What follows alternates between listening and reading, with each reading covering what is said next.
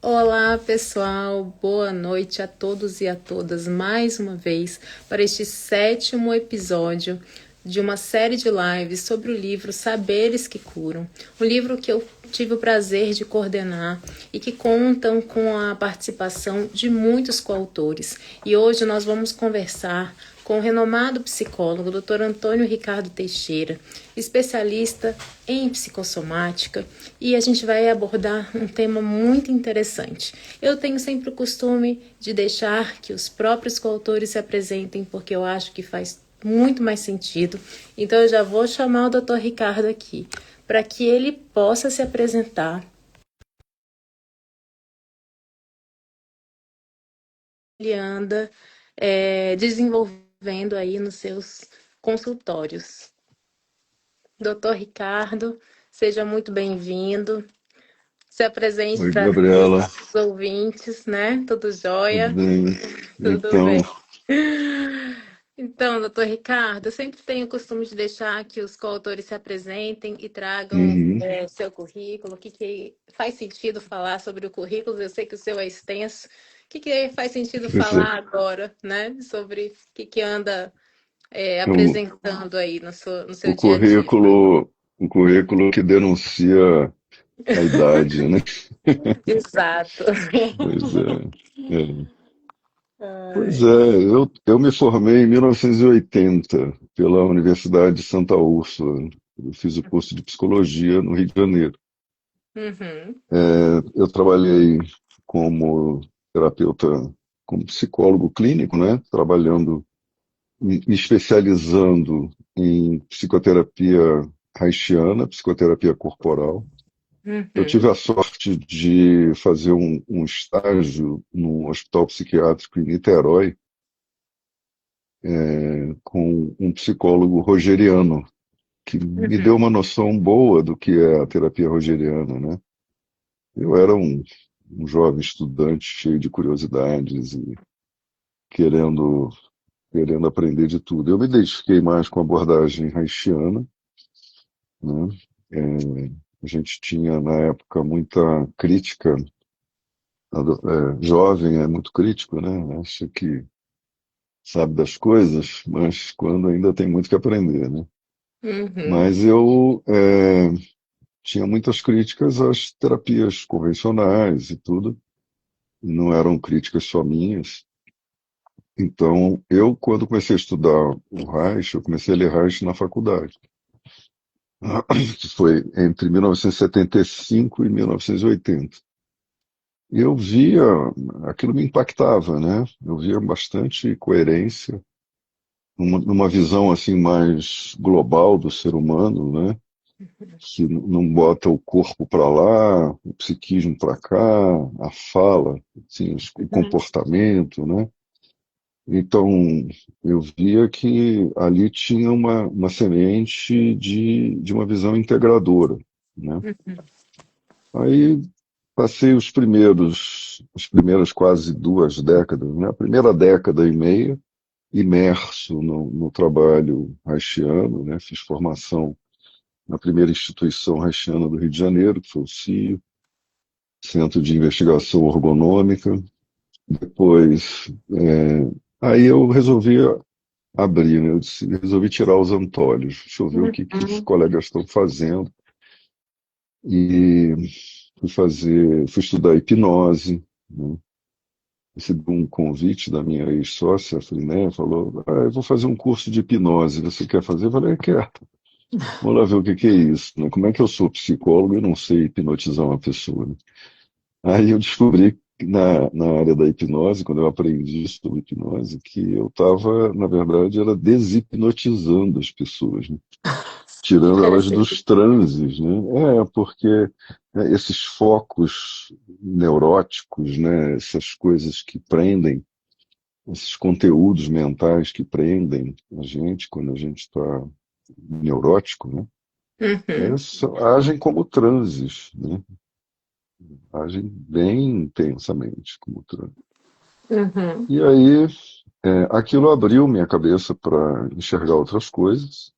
Eu conheci nessa época o- várias abordagens, uma outra uma outra forma de pensar o conflito. Eu fiquei encantado com o Milton Erickson, que é o pai da hipnose ericksoniana, né? Pela linguagem, pela forma de ver resistência, de ver os conceitos que eu estudava e trabalhava já há muito tempo, né?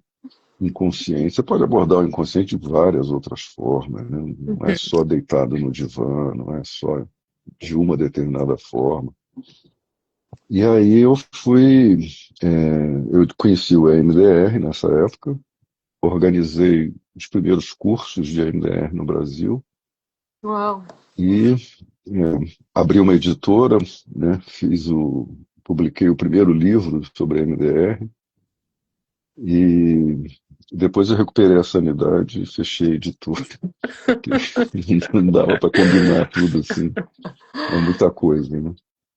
Mas aí, entrando nesse mundo do trauma, né, do MDR, né, fui aprofundar os conhecimentos sobre trauma, e era exatamente quando o transtorno de estresse pós-traumático estava mais em evidência, né? E as terapias que lidam com trauma estavam mais em voga. O EMDR, por exemplo, foi um achado, né? Uma técnica simples, né? Que dá um resultado muito bom e ajuda muita gente a sair de situações que as pessoas estão, às vezes, sufocadas, enterradas há muitos anos, né? Só que o MDR, para ser bem feito, ele precisa ser feito por alguém que saiba fazer terapia, né? Tem Uhum. muita gente que só faz a MDR e se perde muito, e se- achando que encontrou uma panaceia, quando na verdade a clínica exige muito mais da gente, né? Uhum. Então, o MDR foi me trazendo a experiência somática do Peter Levine, né? Foi trazendo as abordagens outra abordagem de psicoterapia corporal que eu gosto muito, que é a escola Bodynamic, uma escola dinamarquesa, né? Uhum. O IFS, Internal Family System, né? Uhum. E com tudo isso eu fiz as pazes com a psicanálise também nos aspectos que ela tem de bom, né? Os Uhum. aspectos valiosos da psicanálise, embora como técnica eu considero ela bastante limitada, né? Mas como teoria é muito abrangente, né? Sim. E aí isso me leva a aprofundar nos estudos sobre trauma, né? E o trauma de desenvolvimento, que é o nosso tema aqui, né? Que foi o que eu escrevi um pouco sobre isso no capítulo do livro, né? Isso. Não dá Ah, spoiler. estou com ele aqui. Perfeito. Ainda bem que você está com ele aqui, porque com ele É, com você, porque eu estou ah, viajando, né? Então eu falei assim, que pena, hoje eu não estou com o livro em mãos para mostrar. Então, acho uhum, ótimo, né, essa oportunidade. Isso, para quem não sabe, esse livro está disponível para venda na Amazon e na uhum, estante virtual. Ele custa só isso, R$ 70. E né? ele vai contar, vai ter lá dentro a história do Dr. Antônio Ricardo, assim como todas as outras pessoas que a gente já vem conversando ao longo das semanas, né? E o nome do capítulo do Dr. Antônio Ricardo é o Impactos Traumáticos no Desenvolvimento da Personalidade. Vocês já podem perceber que o doutor Antônio Ricardo, até falar do currículo dele é complexo, né? Porque ele foi desenvolvendo técnicas, trazendo conhecimento, sendo referência para outros profissionais da área e mostrando que o MDR, que muita gente conhece, já ouviu falar, mas que se aplicado por mãos não tão conhecedoras, podem acabar trazendo outras consequências, né? Então, Sim, é importante essa introdução que o doutor Antônio Ricardo fez, justamente para que as pessoas tenham essa consciência na hora de escolher um uhum, psicoterapeuta, de escolher uma técnica, né?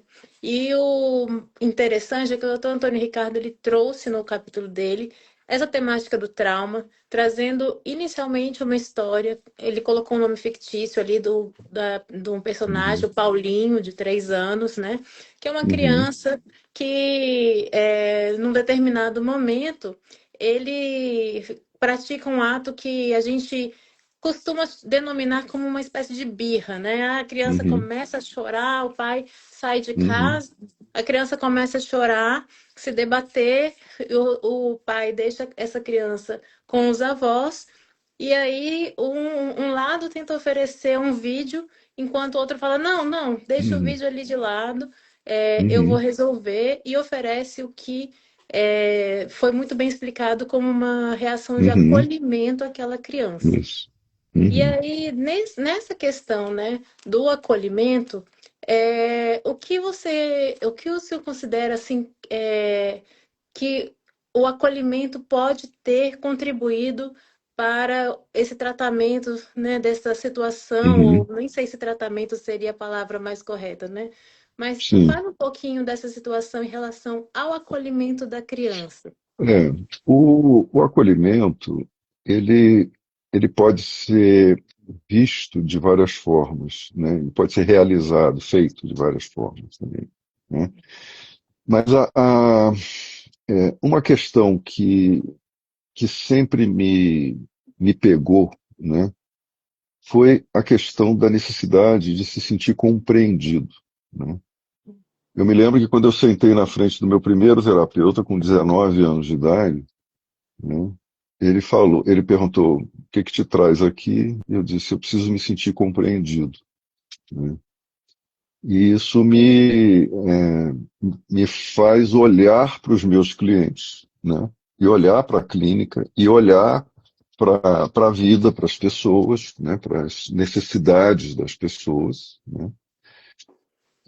Do ponto de vista da compreensão. E quanto mais eu me aprofundei nesse estudo, mais eu vejo o quanto que a nossa cultura é dissociada das necessidades da criança, né? É uma coisa assim, é como se daqui a X anos, ou décadas, eu não sei quantos, né? É possível que as pessoas olhem para trás e olhem para esses 2000 e poucos anos de história e dizem como a humanidade conseguiu sobreviver dessa forma, né? Hum, Porque a gente vive um processo dissociado da base. E isso é o que é encantador no Reich, né? William uhum, Reich compreendeu isso, ele chamava de vida viva, né? uhum, A vida viva, ela tem uma linguagem expressiva, né? E a linguagem expressiva, ela pode ser traduzida em palavras, uhum, né? Eu estou participando de um outro projeto, de um outro livro, sobre a abordagem do Internal Family System, que é o IFS, né? uhum, E no meu capítulo eu escolhi falar sobre trauma de desenvolvimento, né? E num determinado momento, eu coloco lá o exemplo, a história do caso Olivier, que foi uhum, apresentado por uma psicanalista francesa num congresso em São Paulo no início dos anos 90. Ela se chama Caroline Eliachev, não sei nem se está viva ainda. Ela uhum, fazia psicanálise com bebês na França. Nessa época, o Estado se encarregava de cuidar dos bebês que fossem deixados para adoção, né? Muitas gestantes elas chegavam na maternidade e diziam, eu não tenho condição de criar esse filho, não quero, vou deixar aqui, né? Então os bebês ficavam numa clínica e eram cuidados por mulheres chamadas maternantes. uhum, E tinha lá psicólogos, psicanalistas, pediatras e tal.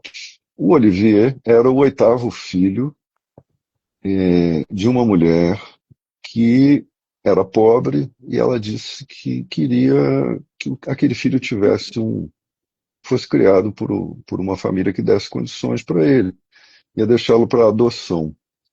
Ela, é, é, aí o Olivier nasceu, né? E começou a apresentar uns problemas de pele, umas alterações na pele. E ela foi chamada, os pediatras disseram, olha, isso aí não é coerente com nenhum quadro, né, clínico, então isso deve ser psicossomático. Aí chegou lá, a psicanalista se inteirou da história dele, né? No livro chamado Corpos que Gritam, ela conta a história, né? Ela falou um monte de coisa para ele. Mas, em síntese, o que ela disse para o bebê de 15 dias foi: não é porque a sua mãe quer que você seja criado por uma família branca que você precisa trocar de pele, né? Nossa, que intenso. Olha que sacada, né? Que É, intenso, né? é, E aquilo foi uma comunicação com intenção, né? A gente às vezes a gente não conversa com um cachorro que está com medo de trovoada, né? E o cachorro se acalma, né? sim, A matéria viva entende a intenção, né? sim. As crianças têm um radar fantástico para perceber a intenção do ambiente. Por quê? Sim. Porque o nosso cérebro está moldado para sobrevivência, Uhum, né? Um outro exemplo interessantíssimo está no livro da. Vou lembrar o nome dela já já. É uma neurocientista, Jill Taylor, uhum, que teve um AVC hemorrágico que inundou o hemisfério esquerdo dela. uhum, E ela estava em casa se preparando, estava tomando banho, se preparando para ir para o trabalho. Ela era neurocientista, né? E ela começou a perceber que as gotas, o sol batendo nas gotas de água, estavam tudo maravilhoso. Ela estava num êxtase, né? O que ela estava vivendo foi o seguinte: o hemisfério esquerdo dela ficou inundado por sangue, né, por uma hemorragia, e o hemisfério direito se hiperativou. As uhum, funções do hemisfério direito, né, começaram que tem a ver com sensibilidade, com percepção, com sensação, né? uhum, Aí ela sacou que tinha algo errado com ela, com muita dificuldade, que ela não conseguia teclar os números, ela conseguiu ligar para o trabalho, tentou falar, não conseguiu, né? Perceberam que tinha algo errado, mandaram alguém lá, bom, levaram ela para o hospital e tudo, ela teve que fazer cirurgia, tinha um hemangioma uhum. que estourou naquele dia, né? Aí Ó, o exemplo que eu quero trazer da história dela, né, o livro é interessantíssimo, né? A cientista que curou o seu próprio cérebro. vou anotar. Eu acho que tem palestra dela no YouTube, né? A gente Gil, depois manda o link Gil que eu vou Bolt colocar. Taylor. É, É que eu vou colocar nos comentários da live no tá, final. Uhum. se eu achar, mas acho que dá para achar, assim. Não, só no Eu, final. é. Aí ela conta que quando ela estava hospitalizada, né, a mãe a ajudou muito e tudo, ela agradece muito a mãe. Ela não falava, né, mas ela conseguia sentir que os técnicos, o pessoal de enfermagem, os médicos que entravam no quarto dela, né, ela conseguia sentir os que eram sensíveis, os que olhavam para ela de uma forma sensível, né, amorosa, acolhedora, e daqueles que olhavam de uma forma mecânica, que tratavam ela de uma forma mecânica. Ela disse que quando ela percebia esses que vinham de forma mecânica, ela tinha vontade de se encolher. Exatamente o que o Reich descreve do que acontece com a matéria viva quando ela não é bem recebida, né? Uhum. E quando ela percebia que quem estava em contato com ela e realmente entrava em contato, era um contato sentido, né? Era alguém que ela tinha vontade de se aproximar, ela se abria, né? Imagina que isso uma mulher de 37 anos, né? Inteligente, com suas faculdades mentais funcionando, só que com certas funções executivas, a fala ficou prejudicada.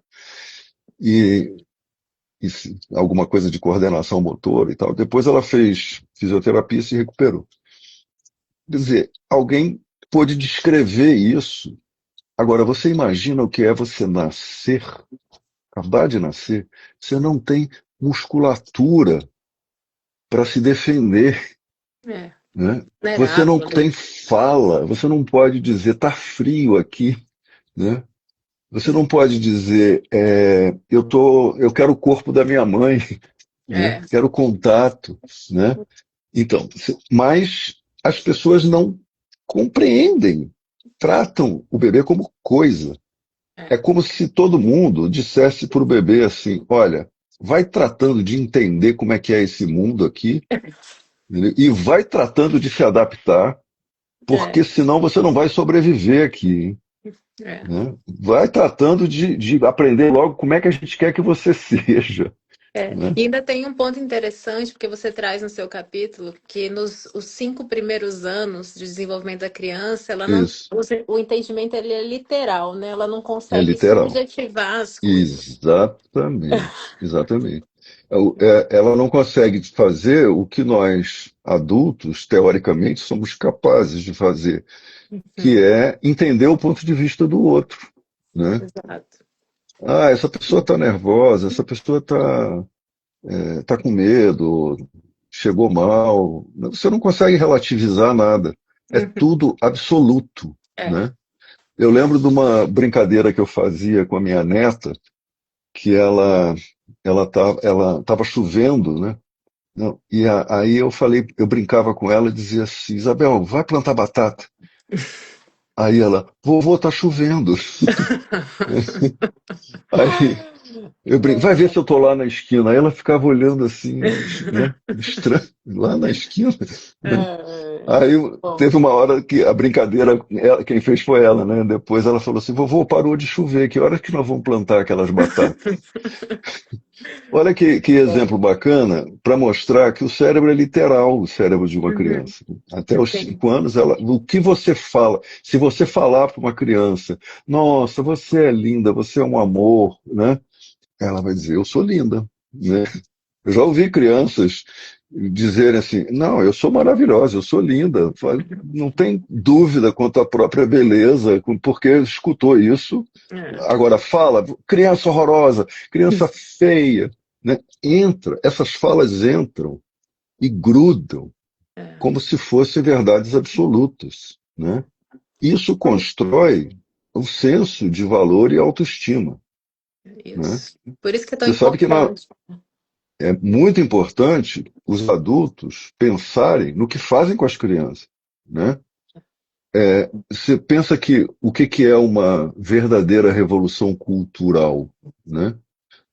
Uma verdadeira revolução cultural vai acontecer quando os adultos souberem compreender o ponto de vista da criança e souberem validar esse ponto de vista em Uau, cada fase do desenvolvimento, né? perfeito. O bebê que acaba de nascer, né? Ele passa a se relacionar com um útero externo, que é o corpo da mãe. Uhum, E o que esse corpo quer, né? O corpinho lá. Tudo flui pelas fáscias, né? Que são aquelas membranas que envolvem os músculos, e uhum, pelo sistema nervoso. Não tem musculatura ainda. é, Né? Como é que um bebê de 10, 15 dias pode. Né? É tudo movimento reflexo, né? uhum, É tudo automatismo, mas está expressando alguma coisa, né? Está é, expressando a segurança. Como eu já atendi muitas pessoas com situações bastante traumáticas desse. Eu lembro de um rapaz que eu atendi no Rio, que ele se queixava, ele era meio gordinho, e ele se queixava de sentir muito frio. uhum. Até que um dia, né, usando técnicas corporais que vão direto, ele se viu nascendo. Ele começou a descrever uma sala de parto, Uau, uma maternidade. Eu estou vendo isso, estou vendo aquilo, tem um monte de gente esquisita. Agora eu estou me vendo numa balança. Eu sei que é uma balança porque eu vejo a cor prateada, gelada, né? Eu estou morrendo de frio e nossa. com medo, né? Os olhos dele estavam apavorados. Ele foi lembrando, descrevendo isso, né? A Uhum, cena do nascimento, né? E a percepção da coisificação, né? uhum, Isso gera, para chegar no caso que a gente está citando, né? Isso gera um déficit chamado déficit de apego, né? Essas isso. vivências traumáticas no começo da vida, né? Quando você começa a se relacionar com esse mundo, né? É um mundo Uhum. extremamente hostil, né? Vocês já É. ouviram falar do Le Boyer, né? Do parto natural do Le Boyer, né? Le Boyer Uhum. era um obstetra Explica isso, francês. quem está ouvindo a gente. É, o Le Boyer fazia parto natural, né? Os outros médicos diziam que ele era mais romântico do que médico, né? Porque estava fantasiando um mundo ideal, não sei o quê, mas muita gente foi procurar por ele, muitas mães conscientes, né? Uhum. Querendo parto na água, parto natural, para que essa passagem, essa chegada nesse mundo não fosse tão traumática, né? Não fosse um choque tão grande, né? Uhum. Que a gente pode dizer que aí é a origem do mal-estar da civilização, como dizia Freud, né? E vocês que estão nos ouvindo, vocês já presenciaram alguma situação, alguma cena de uma criança que ficou muito angustiada diante da separação, ou do pai, ou da mãe, ou de um parente? Escreve aqui pra gente que a gente lê os comentários, né? E então só continuando, né? O Uhum, capítulo do Dr. Antônio, ele traz exatamente o mesmo tema que ele está trabalhando nesse outro projeto, né? Que é uhum, é, esse trauma de desenvolvimento, né? Trauma de desenvolvimento é o termo uhum. correto que eu usei? Isso. Isso. E São ele. os déficits, né? A gente trata duas coisas na terapia, né? A gente trata bloqueios de energia que vão dar em conteúdos neuróticos, né? Uhum, E traumas e déficits de desenvolvimento, uhum. coisas que não se desenvolveram e que pela falta, né, do desenvolvimento são altamente problemáticas na vida de uma pessoa. Imagino que o nome trauma de desenvolvimento vem porque ele ocorre durante o desenvolvimento, né, da criança. Exato. E impacta no desenvolvimento, altera alguma coisa, né?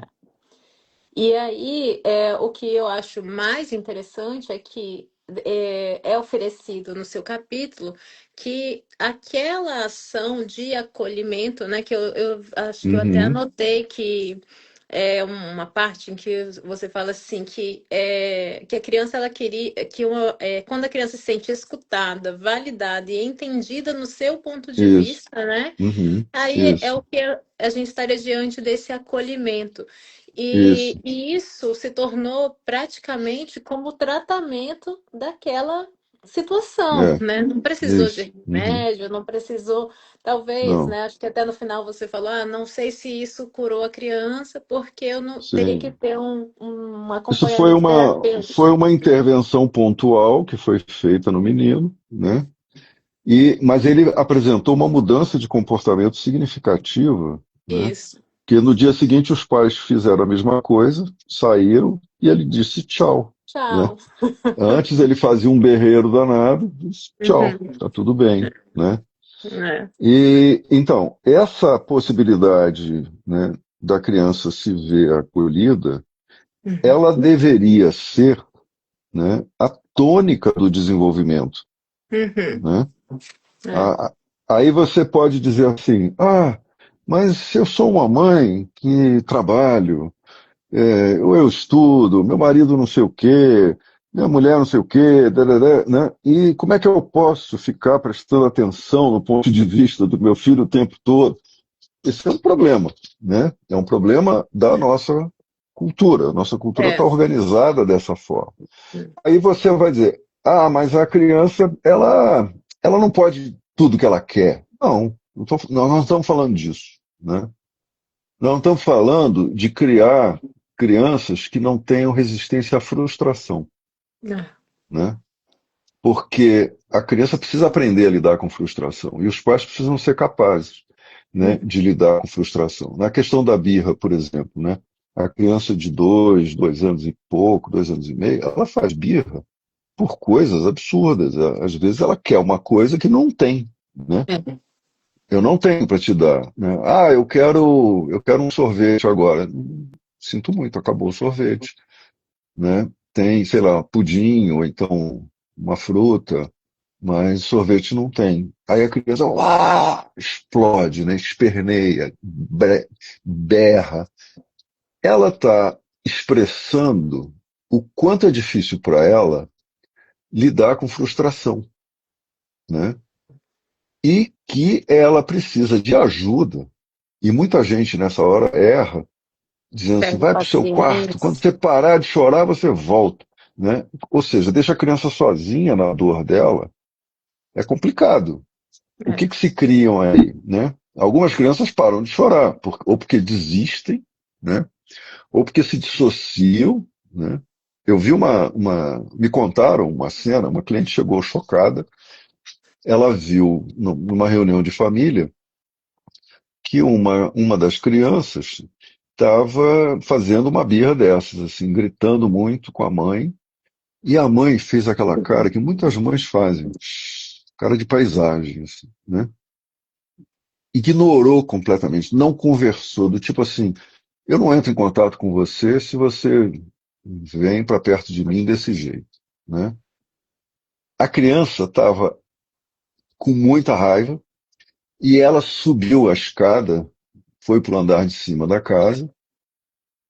E o que chocou a pessoa que me contou foi que quando ela voltou, ela estava transformada. Ela estava era outra assim como pessoa. ela virou uma personagem artificial. Uau, Ela viu que naquela é a hora do corte. dissociação, né? Muita gente revive esses momentos em terapia, né? Sim. A pessoa lembra do momento em que ela se dividiu, que ela Ah, se rompeu com ela mesma, ela rompeu com o self, rompeu com si mesmo, né? E isso é impactante demais. O que que os adultos precisam? Se sentir fortes. E muitos adultos não conseguem dizer: você pode chorar, você tem esse direito. uhum, Você pode manifestar a sua frustração, né? Mas eu vou ficar aqui perto de você, primeiro para não deixar você se machucar, uhum. né? Porque criança às vezes esperneia, bate com a cabeça. Tem criança que bate com a cabeça em armário, em parede, né? Tem uns comportamentos assim de tanta raiva que a É, criança sente. E o que ela, a mensagem, aliás, uma das mensagens, tem várias mensagens nessas manifestações, eu não estou dando conta de lidar com isso. Né? O texto, né, a legenda embaixo dessa birra toda, olha, eu estou me sentindo muito mal, eu não tenho recurso nenhum, não tenho competência nenhuma, não tenho habilidade nenhuma para lidar com essa frustração, né? A única coisa que tem na minha mente é que eu quero muito essa coisa e você está dizendo que eu não posso ter, né? uhum. E aí o que eu quero é expressar isso. Agora, eu preciso também te odiar. Eu preciso te dizer, eu te odeio porque eu não, você é isso, você é aquilo, né? Tem crianças que falam isso abertamente, né? E é bom que a criança possa dizer. O Winnicott dizia, a mãe precisa tolerar o ódio, né? É, E isso nós precisamos tolerar o ódio que nós sentimos quando nos frustramos, né? Nós precisamos aprender a não transformar os sentimentos negativos, a raiva, o ódio, né, ou a dor, a tristeza, em comportamentos. é, Né? O desafiador. problema o desafio é esse, né? É poder sentir sem fazer nada destrutivo. Né?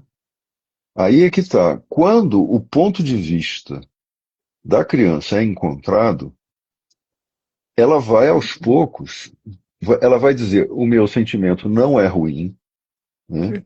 O meu sentimento não causa mal a você, né? Uhum. Você aguenta o que eu sinto, você tolera, né? E aos poucos eu vou aprendendo a suportar isso, né? Uhum. Já pensou se a gente pudesse ter a contabilidade de quantas vezes a gente se frustrou na vida desde que nasceu, né? É. Ó, tem a Isa Alencar aqui perguntando, né? A birra pode ser uma forma de chamar a atenção da mãe? Não necessariamente porque quer algo, Só, mas simplesmente porque quer a atenção da mãe. geralmente, quando a criança está pedindo atenção, é porque ela não está recebendo atenção, né? É, é. Eu acho muito curioso esse comentário. Ah, está só querendo chamar a atenção. Ué, por que será? Né? Por que Exatamente. ela está precisando de atenção? Né? É, Então, é exatamente. preciso avaliar se o pedido de atenção não é legítimo. Né? Aí a Marcela Ribeiro pergunta: como ensinar as mães a lidarem com os filhos imperfeitos? E antes de você responder a pergunta da Marcela, eu quero fazer um comentário, né? Uhum, Que a gente. Porque essa história me fez lembrar uma outra história que eu vivi na prática, onde eu vi uma criança passar uma situação e aí ficou todo mundo, ah, não, tá, tudo bem, deixa pra lá. E aí então veio uma amiga minha e falou assim, não, vamos acolher essa criança. A nossa sociedade não sabe acolher nossas crianças. Nossa, ela parecia que ela tinha me dado um tapa, assim. E aí ela falou, uhum, vamos colocar alguma coisa para ela desenhar. Ela falou assim, que tá uhum. tudo bem, vamos, olha, senta aqui. O comportamento dela foi mudando completamente. Ela já Sim, tinha sim. esquecido tudo que tinha acontecido. Isso, E isso. aí, Aham. é exatamente trazendo assim um exemplo na prática do que você É, escreveu, né? E aí, é, voltando à dúvida da Marcela, como ensinar as mães a lidarem com os é filhos isso. imperfeitos? A Marcela traz um tema muito legal, que é a questão do perfeccionismo, da perfeição, né, da idealização, né? A primeira coisa se a gente estiver pensando aqui, né, a gente está discutindo coisas que deveriam ser, assim, mais ou menos as noções básicas de um processo educativo, né, de um processo de conscientização, de sensibilização, que deveria atingir a humanidade como um todo, né? Isso é óbvio que isso é um sonho, um ideal romântico, porque é, muitas culturas não vão admitir nenhuma influência nos seus costumes, né? Principalmente as mais fundamentalistas, as mais radicais. É. Mas o que seria isso em primeiro lugar, né? Em primeiro lugar, se a gente fosse ensinar as mães alguma coisa, a gente vai ensinar as mães a reconhecerem que elas não são mães perfeitas, né? Nesse sentido de ideal, né? Quem tem filhos não é pai e mãe perfeito, Uhum. e nem é modelo de perfeição, né? Não me vem com essa história de se dar como exemplo, porque eu isso, eu aquilo, faça como eu, né? É. Porque, na verdade, isso é uma defesa contra a, vamos dizer assim, a dor da Uhum. dificuldade de existir nesse mundo, É. né? No I Ching tem uma frase que eu acho maravilhosa, que diz assim, o I Ching é aquele livro chinês, né, das mutações, Sim. que o Jung fez um prefácio. Diz assim, você não é filha dos pais ideais. Os pais ideais você tem dentro de você. Você é filha dos pais que te criam os problemas que você precisa aprender a resolver para poder continuar se desenvolvendo, É. né? Então, a mãe ideal, ela precisa, em primeiro lugar, reconhecer que ela não é perfeita, né? Ela é suficientemente boa. O Winnicott chamava assim, né? A mãe suficientemente boa está suficientemente perto para proteger e suficientemente longe para não invadir. É. Olha que bacana isso, É. né? Essa é a fórmula Porque mágica. a fórmula realista, né? Mas que faz a coisa acontecer, né? Que é você não toma para si o que não é seu, né? Porque a angústia da criança, não é sua, É. né? E precisa ser tratada como tal. Mas essa já começa a ser a confusão. Uma outra psicanalista francesa, chamada Françoise Doutot, tem uma frase também maravilhosa que está num dos livros dela, que diz assim: na fusão dos gametas, o sujeito já está inscrito. Carregamos, como se fosse uma herança genética, a angústia dos nossos pais. Olha que comparação, né? Se eu olhar a angústia dos nossos pais como, né, análogo a uma herança genética. É. O sujeito pode, através da análise ou do seu próprio esforço, dela se libertar. Caso Uhum. contrário, seguirá para sempre tomando-a como se fosse sua. Uhum. Como é que isso é dito hoje? Isso é chamado de trauma transgeracional. O trauma que vai passando de uma geração para outra, porque o que vai nos libertar, né, relativamente, a gente se liberta relativamente, a gente não se liberta absolutamente dessas coisas, a nossa consciência e a nossa capacidade de nos diferenciarmos, né, desidentificando, nos desidentificando desses conteúdos da nossa história, né? Se o cérebro plantou uma ideia, que criança feia, olha o que você fez, fazendo xixi na calça outra vez, né? Aquilo ficou ali, né? Isso cria um estado de ego que diz: eu sou feio, eu faço coisa errada, eu sou inadequado. A O raiz da baixa somatório, autoestima, né? exatamente, o somatório disso afeta o senso de dignidade, a percepção de valor, né? A percepção de autoestima e vai abalar a autoconfiança, né? Como é que uma É. pessoa pode confiar nela mesma se ela se acha uma droga, né? Se ela se acha uma porcaria, É. né? Então, quando isso maximiza, né? Isso tem a ver com a nossa cultura, né? Com o punitivo. Coisa É. errada, coisa feia, merece castigo, merece punição, privação, não vai ter isso, não vai ter aquilo, né? É. Isso que você acabou de falar me fez olhar uma anotação que eu fiz no seu capítulo, né? Que, sobre a questão do Hum, trauma e desenvolvimento, né? Que eu coloquei aqui. Eles alteram o curso natural do desenvolvimento, gerando fases incompletas ou crenças disfuncionais sobre si mesmo e uhum, sobre a vida, né? Isso são suas sim, palavras, não são minhas. Adoraria que fossem sim, minhas, mas eu achei muito aham, interessante que eu falei, então essa é a raiz, né, do trauma de desenvolvimento, porque ele vai é. alterar esse curso e vai gerar esses Alguma traumas. coisa, É, algum tipo de compensação, é. né? Aí Que tem vai. uma.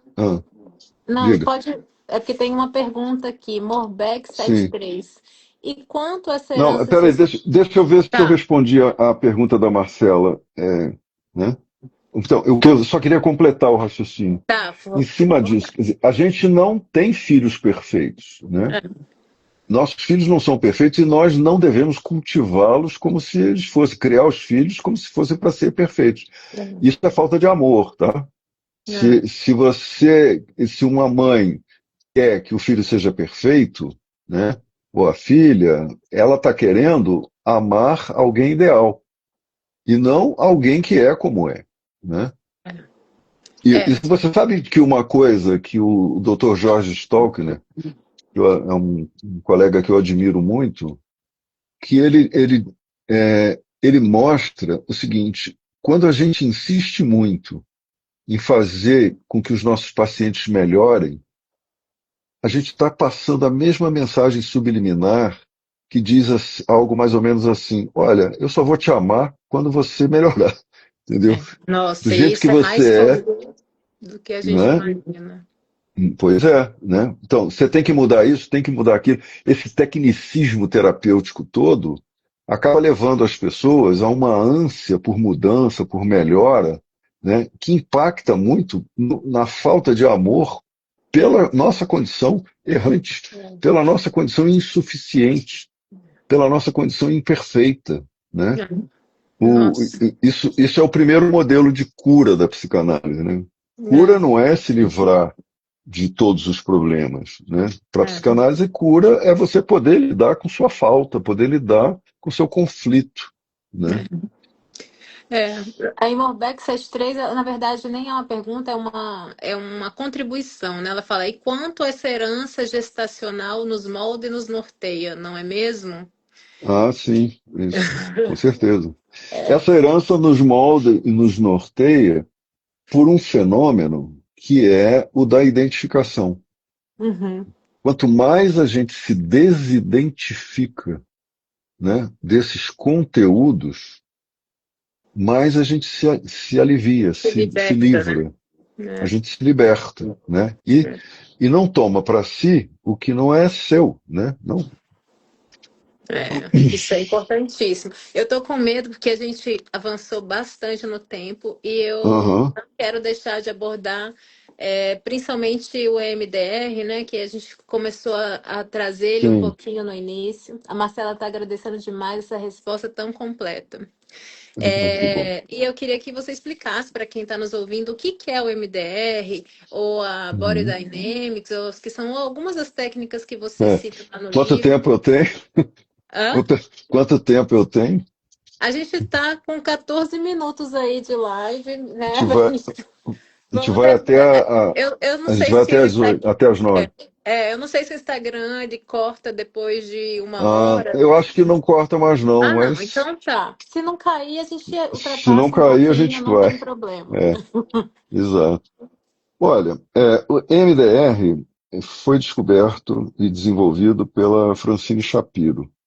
Francine contava que ela estava andando num parque, e a famosa caminhada no parque, e lidando com sentimentos ruins de uma notícia ruim que ela teve, que parece, segundo se conta, era um diagnóstico de câncer, né? Tanto Uhum, que ela morreu 20 anos depois desse câncer. Ela, aí ela movia os olhos de um lado para o. Ela começou a perceber que o mal-estar ia passando. E ela não começou a observar o que, que eu estou fazendo. Aí ela viu que ela movia os olhos, olhando para um lado para o outro, e aquilo aliviava o mal-estar. Aí ela começou a fazer de propósito, a evocar sensação ruim, mexer os olhos até que a sensação ruim passa. Aí ela ficou curiosa, né? É uma verdadeira cientista. Foi investigar isso. Isso deu origem ao que era o EMD, Eye Movement Desensitization, que é dessensibilização através de movimentos oculares. Ela uhum, começou a pedir aos amigos para experimentarem, começou a ver, e criou um modelo de pesquisa. Aí ela foi para os veteranos do Vietnã que estavam sofrendo com os sintomas da guerra. A guerra já tinha acabado há pós-traumático. décadas, os sintomas de estresse pós-traumático. E aí, gente que estava há 20 anos se drogando e tendo flashbacks da guerra e tal, de repente se viu livre dos sintomas, com uma sessão, duas, né? Aquele conglomerado de sensações e emoções negativas Uhum. que uma pessoa vive durante uma guerra e que a gente encontra nas guerras do cotidiano também, né? Muita gente está vivendo basicamente como se estivesse numa guerra, né? Sim. E isso deu origem ao EMDR quando ela percebeu, o R é reprocessamento, né? Uhum. Que além de mudar a sensação de haver uma dessensibilização em relação às emoções ruins vividas no trauma, ela produzia também, essa intervenção produzia também uma mudança na percepção de si mesmo, né? Uhum. O reprocessing, né? Que é a pessoa passava a ter uma visão mais positiva dela mesma. Aí ela criou um protocolo básico, né, que é feito de memória traumática, crença negativa, crença desejável, uma escala, que é a escala Likert, que vai de 1 a 7, é uma escala de veracidade para esse pensamento positivo, desejável, né, e que serve também como prognóstico. Quando o número é muito baixo, que é completamente falso, né? essa, isso indica que a coisa pode se complicar, né? Emoção, sensação no corpo. E aí vai movimento ocular, estímulos bilaterais que podem ser sons, que raramente se faz, ou toques desse tipo, né? São os Uhum. EBs, os estímulos bilaterais, que podem ser toques nos joelhos e tal. E, na minha experiência e de muita gente, o movimento ocular parece que funciona melhor, mas a gente fica atento para ver o que, que funciona melhor com cada paciente, né? Aí o pessoal já inventou barra de luz, porque aí você fica seguindo a luz para lá e para cá, para lá e para cá, né, para o terapeuta não ficar com o ombro cansado, ficar fazendo movimento e tal. Uhum. E isso tem ajudado muito a gente em muitas situações difíceis de traumas. Aí você perguntou também por outras, pelo que mais? Acho que, eu nem sei se eu pronunciei isso correto, mas Body Dynamics, Bodynamic, Body, Bodynamic, Body Bodynamic, Dynamic, Body Bodynamic. Dynamics. É. Bodynamic Uhum. é uma escola de psicoterapia corporal que veio da Dinamarca. Foi Uhum. criado pela Lisbeth Marché, né? A Lisbeth Uhum. ainda é viva, mora lá na. Acho que ela foi morar na Grécia com a filha. Aí, e hoje é a Diti Marché, que é filha dela, que é a coordenadora geral, e o Uhum. filho dela. Eles estão cuidando do Bodynamic. O Bodynamic é um estudo muito interessante sobre os músculos e as funções de ego que se ativam em cada fase do desenvolvimento, né? Uhum. Por exemplo, a gente tem o grande dorsal, né? Que em latim é latissimus, né? O músculo nas costas, ele tem muito a ver com a fase da autonomia, que vai mais ou menos de 1 ano, 8 meses até 2 anos e meio, que a criança engatinha, depois, né? Esse engatinhar, né? Mexe com muitos músculos, músculos do pescoço, o trapézio, são músculos que se chamam músculos da autonomia, né? Os Uhum. músculos da necessidade, músculos da existência, músculos da autonomia. Então, como é que esses músculos são ativados na, relativo a cada função de ego, né? Então, quando a criança tem 3 meses, mais ou menos, ela faz assim no berço, né? Ah, ela ativa os deltoides, ela está ativando músculos da função fronteira, por exemplo, né? E nessa hora, se a mãe diz: Ah, você é a Gabriela, eu sou a mamãe, né? Se a mãe diz: Essa é você e essa sou eu, né? Ela já está criando essa noção de fronteira. Uau. Algo nos une e algo nos separa, né? E se mais tarde a criança apresenta um sofrimento por causa do sofrimento dos pais, né? Hoje eu falei isso para uma cliente, né? Seus pais não disseram para você assim, olha, essas brigas que a gente tem são nossas, você não tem nada a ver com isso. Pode deixar que a gente é adulto, a gente se resolve, né? Pelo É, contrário, né? Porque os filhos estão até hoje envolvidos com as brigas dos pais, com as dificuldades dos pais, é. e, é, e se sentem obrigados, e se sentem culpados, e um cobra do outro. Quando é que você Uhum. vai lá para fazer isso pelo papai, vai fazer isso pela mamãe? Porque essa função fronteira não foi bem estabelecida, né? É. Os adultos não sabem separar, né? E ficam fazendo alianças doentias com os filhos, né? É. Querendo que os filhos os apoiem, botam um pai contra o outro, né? E que a aliança de um filho ou da filha, bota um filho contra o outro. Tem um monte de manobra maluca aí É. que vai prejudicando o senso de identidade das pessoas, né? É. E eu até fazendo um parênteses, né? Porque eu acabo que eu sou médica, eu estou terminando um curso de psiquiatria e eu estava lendo sobre o transtorno de estresse pós-traumático e a Hum. dificuldade de muitos pacientes se fidelizarem na psicoterapia. E Uhum. justamente por ter que reviver o trauma. E é uma das percebo Seus, ah, que que o EMDR ele não te obriga a você reviver o trauma, né? não. Você, como terapeuta, identifica que aquele que chegou naquele De- local do é, trauma então, e aí, isso é uma percepção distorcida de muitos pacientes, porque ninguém revive trauma. Você não revive nada. Você trabalha com a memória do trauma. E é uma memória somática, né? Uhum, E é uma memória que vira uma memória implícita, né? uhum, Que vai determinar comportamentos e motivações inconscientes, né? uhum. Mas eu te cortei, você estava concluindo, você Não é ia isso que trazer o quê? que provavelmente não acho que o TEPT, né, o transtorno do estresse pós-traumático, ele pode ser uma das indicações do MDR.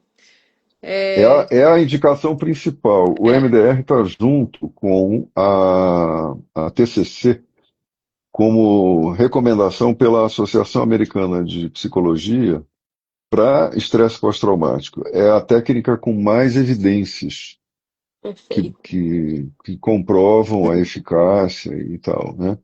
Muito bom. O MDR é bastante eficiente, embora junto com o coquetel todo, né, com os Sim, elementos do sim. coquetel, dá muita coisa boa. É.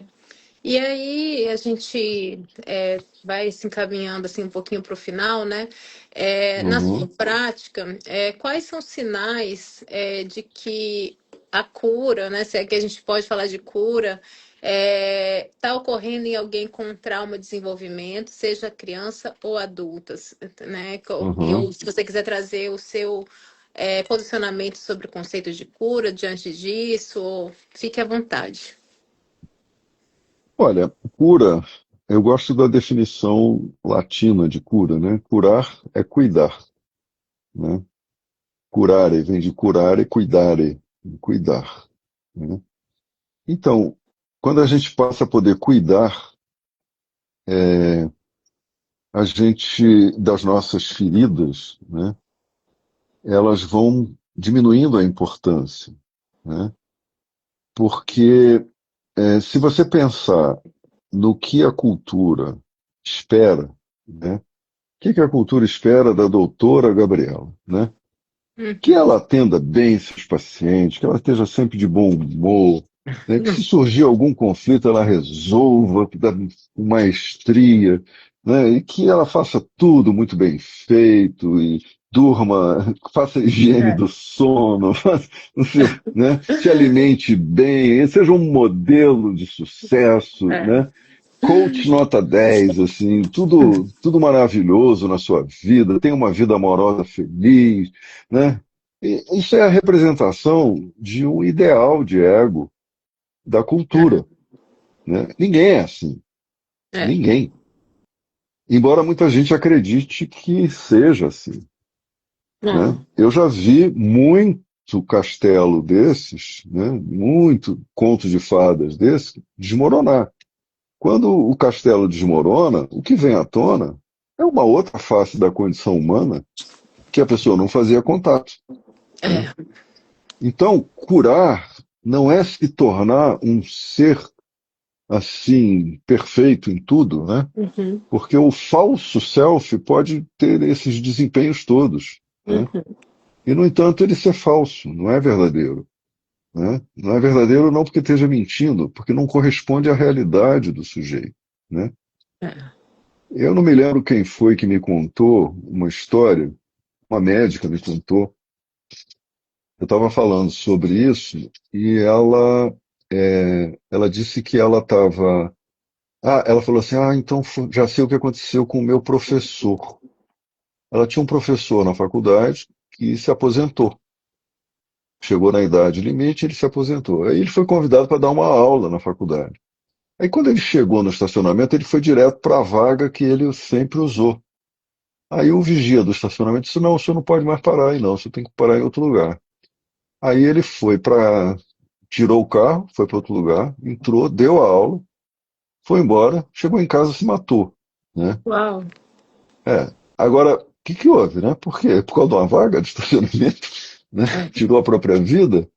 Não, porque ele não conseguia mais se ver representado no papel que ele tinha, né? Essa é uma grande confusão que, quando você valida o ponto de vista da criança ao longo do arco do desenvolvimento, e vai entrando pela adolescência, eu sei que você se sente assim. Eu sei que você está chateada porque você tem que estudar para essa prova, mas você queria ir para a festinha com seus amigos, né? Você tem aquele garotinho lá que você está querendo pegar, mas você vai ter que estudar para a prova, você não vai para a festa, não, né? Aí o ponto de vista é reconhecido, né? É encontrado ao longo do desenvolvimento como um todo. Isso tira essa identificação tão forte com os papéis, né? Os papéis são funções na nossa vida, né? A médica tem a função de médica. Ela não é médica. A Gabriela é mais do que a médica. O Ricardo é mais do que o psicólogo do consultório, né? E esse mais implica em vários aspectos diferentes que muitas vezes não são compatíveis com o Uhum. papel representado, né? É, Como eu posso estar passando por uma situação de angústia pessoal, por uma questão do ser humano, né? é, Que não precisa necessariamente impactar no meu papel. Eu posso cumprir meu papel e, ao mesmo tempo, lidar com minhas questões, né? é, Quando a gente se vê como humano, né, a gente vê que a gente é uma gama de possibilidades, é, né? E que nada é perfeito aí, né? é. Tudo é per fazere, né? É. É para ser feito, né? E eu fico imaginando assim, que se hoje a gente tem dificuldades em lidar com esse acolhimento com as crianças, os nossos pais devem ter passado pelo mesmo problema, né? Então Com aí a gente certeza. está lidando com essa questão transgeracional que a gente já falou aqui. Exato. E que É. é algo acho que a gente tem que pensar também, que do mesmo jeito que os pais vão ter dificuldade de criar esses filhos perfeitos, como a Marcela Ribeiro perguntou, a gente também vai Uhum. ter a dificuldade dos pais, né, se enxergarem nesse lugar. Sim, sim. Doutor Antônio Ricardo, a gente vai encerrar, vai caminhar para esse encerramento. Eu gostaria de pedir, Uhum. essa live vai ficar gravada para quem ainda não conseguiu assistir, e eu Uhum. gostaria que nos comentários o senhor trouxesse as referências principais que o senhor citou aqui, link de vídeo, acho que pode ser muito legal, e para as pessoas poderem aprofundar mais nessa Uhum. conversa que a gente teve tão Sim. maravilhosa nessa noite, Uhum. tá? E Que já bom. agradecer Muitas bastante. questões ficaram em aberto, né? Dava para fazer outra. Acho que a gente pode fazer uma segunda É. live aqui para Pronto. poder, porque eu tinha aqui várias perguntas preparadas, mas a gente faz uma Uhum. segunda live na semana Com que vem. certeza. A gente programa esse segundo momento, porque eu acho também que ficou muita coisa precisa ser É. falada ainda. Muita coisa precisa ser esclarecida, né? Tá É bom? isso aí. E se as pessoas mandarem Obrigada. perguntas, né? Fica mais fácil Sim. ainda. Sim, a gente pode fazer caixinhas de perguntas aqui no Insta também, Uhum. peço para que as pessoas que gostaram dessa conversa que sigam o Dr. Antônio Ricardo, é Somática Psicoterapia, o arroba Isso. dele. Uhum. Quem quiser, né, marcar uma sessão com ele também, acho que pode procurar mandando mensagem no privado dele lá, e ele aí vai fornecer o caminho para poder telefone, endereço e O todas as caminho outras. é achar horário na agenda. Não é É, fácil. não é fácil. É.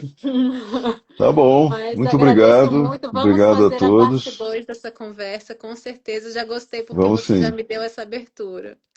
Tá Claro, com bom? certeza. Vai Então, ser um muito prazer. boa noite. Agradeço a todos que escutaram e que ficaram Tchau. até o final. Obrigado. Tchau. Tchau.